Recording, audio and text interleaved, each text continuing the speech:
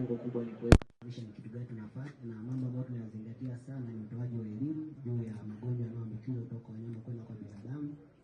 Lakini pia tumekuja na project yetu mpya ambayo inaelezea juu ya usugu wa vimelea vya magonjwa dhidi ya dawa ambayo tunaitwa Misondo.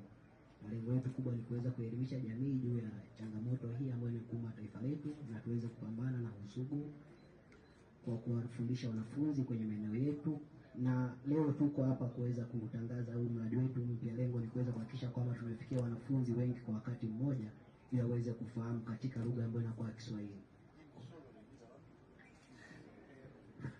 Ni kitabu ambacho tulikianzisha baada ya kufanya training ya antimicrobial resistance kwa miezi 9, na baada ya kupata uelewa kuhusiana na sisi tulichagua jamii ya wanafunzi kwa ajili ya kuwapa elimu hiyo. Lakini tulianza na pre-survey ambapo tulikuta 63% ya wanafunzi hawana uelewa kabisa kuhusiana na antimicrobial resistance. Kwa hiyo baada ya kuona changamoto hiyo ndo tukaja na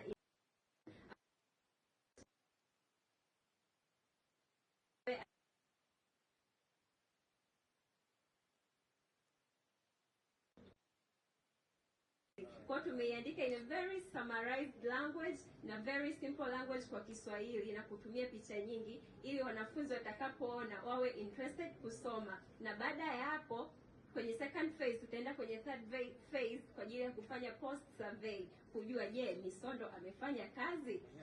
Yes. Kwa hiyo sasa hivi tunategemea kufanya post survey ambapo hizi ni sample chache tumeziproduce, lakini